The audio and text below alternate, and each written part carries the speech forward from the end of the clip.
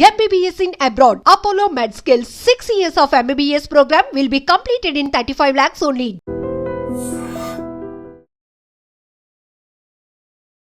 నమస్తే, welcome to iDream media. ఈరోజు మనతో పాటు స్టూడియోలో ఉన్నాడు certified financial planner Subhash Babu గారు. నమస్తే సార్. నమస్తే. బాగున్నారా? Thank you. సో స్టాక్స్ విషయంకి వస్తే 2025లో ఐటీ స్టాక్స్ ఎలా ఉండబోతున్నాయి అండ్ కరెక్షన్స్ ఎందుకు అవుతున్నాయి? Okay, IT India has been very good in IT exports and చాలా బాగుంది మన పెర్ఫార్మెన్స్ సార్ వరకు. ఇప్పుడు గత మేబీ 6 months 1 yearగా ఐటీ స్టాక్స్ కొంచెం డౌన్ఫాల్లో ఉన్నాయి, కరెక్షన్లో ఉన్నాయి. మన 5 years బ్యాక్ చూసుకుంటే మన year on year growth was almost 125%. అంత గ్రో అయిన సెక్టర్ గత 6 months 1 yearగా అబౌట్ మేబీ 5-6% మూవ్ అవుతుంది. ఇప్పుడు 6 months నెగిటివ్గా ఉంది. ఇట్ ఈస్ నాట్ సర్ప్రైజింగ్, ఎందుకంటే మన మేజర్ క్లయింట్స్ అంతా వెస్టర్న్ యూరోపియన్ లేకపోతే అమెరికన్ క్లయింట్స్ ఎక్కువ మందికి మనకున్నారు. ఇప్పుడు ఈ గ్లోబల్ హెడ్ విండ్స్ అంటే ఇప్పుడు రెసెషన్ అవ్వచ్చు, లేకపోతే డాలర్ ఇష్యూస్ అవ్వచ్చు, వార్ సిచ్యువేషన్ అవుతుంది, యుక్రెయిన్ అండ్ రష్యా వార్ అవుతుంది, ఇప్పుడు ఇరాన్ ఇజ్రాయెల్ కూడా స్టార్ట్ అయింది, అది ఇప్పుడు ఈ మధ్య స్టార్ట్ అయింది. అదర్వైజ్ ఇంతకుముందు అయిన గ్లోబల్ సినారియోస్లో క్లయింట్స్ కూడా కొంచెం జాగ్రత్తగా ఇన్వెస్ట్మెంట్ చేశారు. మన ఓన్ కంపెనీస్ ఇన్ఫోసిస్ అవ్వచ్చు, లేకపోతే టీసీఎస్ అవ్వచ్చు, విప్రో అవ్వచ్చు, వీళ్ళ ఆర్డర్ ఫ్లో కూడా తగ్గింది వీళ్ళకి గత 1 yearగా 1.5 yearsగా. ఈ ఫ్యాక్టర్స్ వల్ల తగ్గింది. అంటే ఇప్పుడు ఏం చెప్పాలి అంటే ఇప్పుడు ఎకనామిక్ స్లోడౌన్ అనుకున్నాం మనం ఇందాక. తర్వాత ఎక్కడ కంపల్సరీ అక్కడే కంపెనీస్ ఇన్వెస్ట్ చేస్తున్నాయి. అంటే డిస్క్రిషనరీ స్పెండింగ్ అది ఆపేస్తారు. ఎక్కడైతే ఏది అవాయిడబుల్గా ఉందో దాంట్లో ఇన్వెస్ట్ చేయట్లేదు. సో దాన్ని బట్టి వీళ్ళకి ఐటీ ఆర్డర్స్ వాల్యూ తగ్గిపోయింది, నెంబర్ ఆఫ్ ఆర్డర్స్ తగ్గి.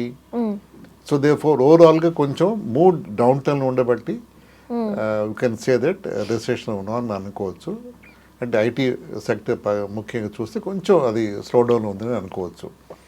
మన ఇండియాకి వచ్చేప్పటికి మనం ఈ మార్కెట్ డిమాండ్ బట్టి ఇన్ఫోసిస్ అవ్వచ్చు, లేకపోతే మిగతా ఐటీ కంపెనీస్ ఎంప్లాయీ లే ఆఫ్స్ చాలా వింటున్నాం మనం. అవును, చాలామంది రిక్రూట్ చేసిన వాళ్ళు జాయినింగ్ డేట్ డిలేట్ చేయడం కానీ, లేకపోతే కొంతమంది ఇంటికి పంపించడం కానీ చేస్తున్నారు వాళ్ళు. బికాజ్ మార్కెట్ వాళ్ళ ఆర్డర్స్ తగ్గిపోతున్నాయి ఆ కంపెనీస్కి. ఇప్పుడు ఎలా ఉండబోతుంది ఫ్యూచర్ ఎలా ఉండబోతుంది అంటే నా లెక్కలో 25 కూడా ఇలాగే ఉంటుంది. It may get worse also. 26 maybe April, May, June ఆ ప్రాంతాల వరకు సిచ్యువేషన్ కొంచెం యావరేజ్ గానే ఉంటుంది అనుకోవచ్చు. ఫైనాన్షియల్ ఇయర్ వచ్చేంత వరకు అలాగే అనుకోవచ్చు. ఇప్పుడు మనకే తెలిసిపోతుంది. ఇప్పుడు గ్లోబల్ గా చూస్తే అన్ని చోట్ల అన్సర్టనిటీ. ఏ కంట్రీస్ కూడా సాఫీగా ముందుకి వర్క్ చేసే పరిస్థితులు లేవు. ఇటువైపు ఏ జోన్కి వెళ్ళినా అక్కడ ఇబ్బంది మనకి, excepting the towards our eastern side తప్ప. మన వెస్ట్ అంతా అల్లకలంలో ఉన్నాం ప్రస్తుతం మనం. అది సెటిల్ అవ్వాలి, మళ్ళీ ఫైనాన్సెస్ మళ్ళీ ఇంప్రూవ్ అవ్వాలి. అది అయ్యేంత వరకు మనం I don't think we can expect turn around in IT sector. నా సొంత opinion. So Russia, Ukraine and Iran, Israel ఇప్పుడు కొత్త వార్ స్టార్ట్ అయింది. ఈ వార్స్ వల్ల మనపై ఏదైనా స్టాక్ మార్కెట్ మీద ఏదైనా ప్రభావం ఉంటుందా? అఫ్ కోర్స్ పడుతుందండి. రష్యా యుక్రెయిన్ వార్ నార్మల్గా అసలు మన మీద ఎఫెక్ట్ రావాల్సింది. మనం అట్లీస్ట్ లక్కీగా మన ప్రైమ్ మినిస్టర్ తెలివితేటల వల్ల అవ్వచ్చు, మన ఓన్ నావిగేషన్ వల్ల అవ్వచ్చు, డైరెక్ట్గా మనకి ఆయిల్ ఇంపాక్ట్ కాకుండా మనం అంటే గల్ఫ్ కంట్రీస్ అని ఆయిల్ మనకి ప్రైసెస్ పెరిగినా కూడా మనం రష్యా నుంచి ఇంపోర్ట్ చేస్తున్నాం ఆయిల్ మనం. సో దాంతో మనకి యాక్చువల్ బెనిఫిట్ అయింది ఒక విధంగా చెప్పాలి అంటే. మనం రష్యన్ ఆయిల్ మనం తక్కువ ప్రైసెస్లో మనం తెచ్చుకోగలిగాం as compare to the Gulf oil. So అది ఒక 2 years నుంచి మనం తెచ్చుకుంటున్నాం. అంటే మన ఓవరాల్ ఆయిల్ బిల్లో మనం added lot of component at reduced prices. And ఒక 40-50% మనం తక్కువ ప్రైస్ తెచ్చుకోబట్టి మన ఓవరాల్ ఆయిల్ బిల్ తగ్గించుకోగలిగాం మనం. సో మనకు కొంచెం బెనిఫిట్ అయిందని చెప్పుకోవాలి మనం రష్యా యుక్రెయిన్ వార్ వల్ల. ఇందులో సేఫర్ సెక్టార్స్ ఏమున్నాయి సార్? మరి దానికి వస్తున్నా.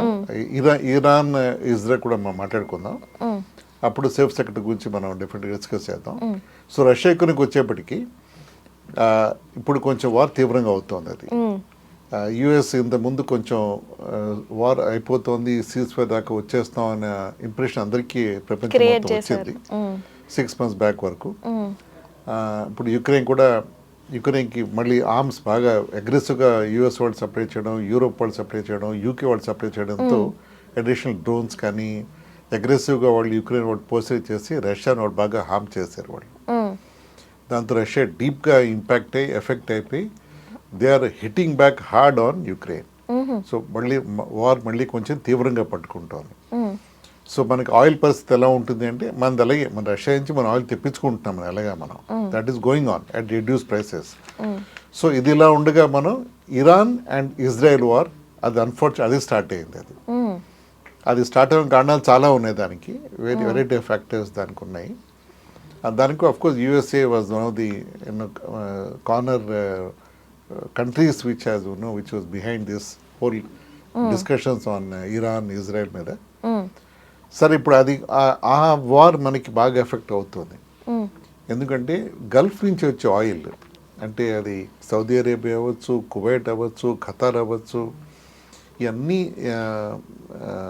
ఒమాన్, యుఏఈ నుంచి మన ఆయిల్ ఇంపోర్ట్ చేసుకుందల్లా స్ట్రెయిట్ ఆఫ్ హోర్మజ్ అంటారు దాన్ని, స్ట్రెయిట్ ఆఫ్ హోర్మజ్. అది ఇరాన్కి గల్ఫ్కి మధ్య చిన్న స్ట్రిప్ ఆఫ్ సీ అది. అది స్ట్రెయిట్స్ అంటారండి, నారో పాత్, STRAIT స్ట్రెయిట్. అది నారో స్ట్రిప్ అనమాట, దాదాపు 30 కిలోమీటర్ల విడ్త్ అది. దాంట్లో ఇంకా తగ్గించుకుంటే ఐ థింక్ అబౌట్ 5-10 కిలోమీటర్స్ విడ్త్లో షిప్స్ అన్ని ఆయిల్ షిప్స్ అన్ని పాస్ అవుతాయి. అది కానీ చోక్ చేస్తే మొత్తం ఆయిల్ ఫ్లో టు ఈస్ట్ అంటే మన దేశాలకు ఆయిల్ ఫ్లో మొత్తం ఆగిపోతుంది. ఆ స్టేట్ ఆఫ్ హోర్మజ్ నుంచి almost 25% of oil exports from Gulf అక్కడి నుంచే వెళ్తుంది. ఇండియాకి 80% of oil imports comes from strait of Hormuz. ఇప్పుడు ఆ స్ట్రెయిట్ బాగా ఎఫెక్ట్ అయ్యేది ఇప్పుడు ఇరాన్ ఇజ్రాయెల్ వార్ వల్ల. అది బాగా ఎఫెక్ట్ అయ్యి ఇప్పుడు మనకి సప్లైస్ కొంచెం ఎఫెక్ట్ అవ్వచ్చు, మనకి అటు ఇటుగా అవ్వచ్చు మన సప్లైస్. ఇరాన్ ఇజ్రాయెల్ వార్ కానీ ఇంకొంచెం ఎస్కలేట్ అయ్యి కొంచెం సిచ్యువేషన్ తీవ్రంగా అయితే అది కానీ క్లోజ్ చేయాల్సిన అవసరం వస్తే, అక్కడ కానీ కొంచెం ఇబ్బంది వస్తే, ఇరాన్ కానీ దాన్ని బ్లాక్ చేస్తే మనకి ఇబ్బంది చాలా పెరిగిపోతున్నప్పుడు. అందుకని ప్లాన్ బి ఇండియా కూడా అది అయ్యేంత వరకు వెయిట్ చేయట్లేదు. మిగతా దేశాన్ని జాగ్రత్త తెచ్చుకోవాలి, రష్యా నుంచి ఇంకా పెంచుకోవచ్చా మనం, ప్లస్ మిగతా దేశాలు ఎక్కడి నుంచి మనం తెచ్చుకోవచ్చు, ఆఫ్రికా నుంచి, అంగోలా నుంచి, వాటి ఆ దేశాలు కూడా మనం, గయానా కూడా మనం డిస్కస్ చూస్తాం. అప్పుడే ఫైనలైజ్ కూడా అయింది అప్పుడే. కానీ మన మేజర్ ఇంపోర్ట్ గల్ఫ్ నుంచే కాబట్టి ఆ క్వాంటిటీస్ మనం ఇమీడియట్గా మనం బ్యాలెన్స్ చేయలేకపోవచ్చు. సో ఇదంతా ఎక్కడ డిపెండ్ అవుతుందంటే ఇరాన్ ఇజ్రాయెల్ కాన్ఫ్లిక్ట్ ఇంకా ఎస్కలేట్ అవ్వకుండా తొందరగా అది కానీ అంటే మేబీ సూనర్ దాని లేటర్ కానీ అది క్లోజ్ కంక్లూడ్ అవ్వగలిగితే that will be better option for us. ఆ సిచ్యువేషన్ కనిపిస్తోంది. Trump is actively involving himself. ఇప్పుడు ఇరాన్తో వాళ్ళు నయాను భయాను వాళ్ళు డెఫినెట్గా ప్రెషర్ పెడుతున్నారు సీజ్ ఫైర్ చేయాలి అని, లేకపోతే ఆపాలని. ఇవాళ న్యూస్ కూడా కొంచెం నెగిటివ్గానే ఉంది. ఇవాళ Iran has hit Israel very very hard. వాళ్ళకి హాస్పిటల్స్ని బాంబ్ చేయడంతో ఇజ్రాయెల్ చాలా తీవ్రంగా రిటాలియేట్ చేసే ప్లాన్లో ఉన్నారు. అది హోప్ఫుల్లీ ఆ రిటాలియేషన్ కానీ అవ్వకుండా ఉండి కొంచెం ఇద్దరికి కామన్ సెన్సెస్ ప్రివేల్ అయితే మన కాన్ఫ్లిక్ట్ కొంచెం టోన్ డౌన్ అయితే మంచిది ప్రపంచానికి అది. సో మనకు కూడా డెఫినెట్గా మంచిదే. ఈ లోపల మనకు గుడ్ న్యూస్ ఏమిటంటే మన అండమాన్ నికోబార్ అండమాన్ సీలో మేజర్ ఆయిల్ ఫైండ్ మనకి ఇండియాకి దొరికింది. అది కానీ కన్ఫర్మ్ అయ్యి అది కమర్షియల్ ప్రొడక్షన్కి రావడానికి 1-2 years పడుతుంది. అది అప్పటికి వచ్చేప్పటికి మన will be quite self contained. మన ఆయిల్ డిపెండెన్స్ తగ్గిపోతుంది మనకి బయట దేశాల మీద. అండమాన్ సీలో ఆయిల్ వెల్స్ కానీ మనం దాన్ని కమర్షియలైజ్ చేయగలిగితే అక్కడ క్వాలిటీ బాగుందని అంటున్నారు. నిన్న రిపోర్ట్స్ కూడా వచ్చాయి పేపర్స్లో వాటిలోను.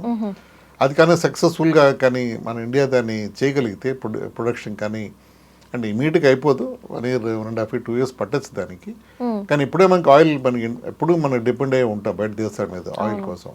సో మనకి మన ఓన్గా ఉంటే అంటే న్యూస్ రిపోర్ట్ చూస్తే మనమే ఎక్స్పోర్ట్ చేసే సిచ్యువేషన్కి వస్తామనే హోప్ అయితే ఉందని గవర్నమెంట్ అంటోంది. అలాగా అది నిజంగా ఎంతవరకు వస్తుందో చెప్పడం కష్టం అది.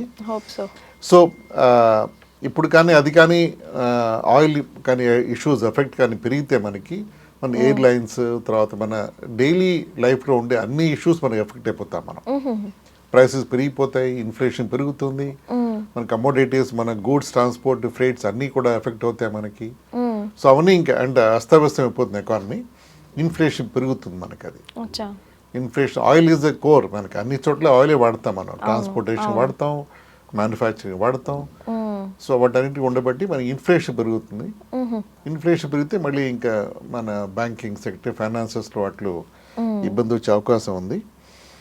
మన ఎల్ఎన్జీ కూడా ఇంపోర్ట్ చేస్తాం ఖతార్ నుంచి, అంటే లిక్విడ్ న్యాచురల్ గ్యాస్ అంటారు. అది గ్యాస్ బేస్డ్ పవర్ ప్లాంట్స్కి వాడతారు దాన్ని. అండ్ ఆయిల్ వేరు, ఎల్ఎన్జీ వేరు. ఖతార్ కూడా గల్ఫ్ ఆఫ్ స్టేట్ ఆఫ్ హోమ్లీస్ నుంచే వస్తుంది. ఆయిల్ పైప్ లైన్స్ కింద నుంచి వస్తుంది లిక్విడ్ న్యాచురల్ గ్యాస్, ఎల్ఎన్జీ అని. సో అన్నీ అంటే ఇటు తిరిగి చూస్తే అక్కడ చాలా కోర్ జోన్ ఆఫ్ యాక్షన్ అక్కడే ఉంది. మనకి అక్కడి నుంచే మనకి ఆయిల్ కానీ ఎల్ఎన్జీ కానీ ఇంపోర్ట్ చేసుకుంటాం మనం. సో అది కొంచెం మనకి ఇబ్బంది అని మనం అనుకోవాలి. Hopefully you should pray that ఈ ఎస్కలేషన్ తగ్గిపోయి సిచ్యువేషన్ నార్మల్గా అయితే మంచిదే అని మనం అనుకోవాలి దాన్ని మనం. That's what I feel. ఇందులో సేఫర్ సెక్టార్స్ ఏమున్నాయి సార్ మరి? సేఫ్ అంటే ఇప్పుడు మీరే గెస్ చేయొచ్చు, ఆయిల్కి సంబంధం లేకుండా సెక్టర్స్ అది తక్కువ ఉంటాయి మనకి. ఎటు చూస్తే మన ఎకానమీ మన ఆయిల్ డిపెండ్గా ఉన్నాం మనం. సో అందుకని సేఫ్ అని చెప్పడం చాలా కష్టం. చాలా తక్కువ ఫ్యూ సెక్టర్స్ ఉంటాయని. సో అంటే మన కోర్ ఎకానమీ ఎఫెక్ట్ అయిపోతుంది అది ఆయిల్ వల్ల. అది సో ఈ వార్ వల్ల ఆయిల్ వల్ల ఎఫెక్ట్ అవుతుందని చెప్తున్నాను. సేఫ్ సెక్టర్స్ ఎక్కువ పెద్దగా ఉండవని చాలా అనుకోవాలి మనం. అదే అనుకోవాలి.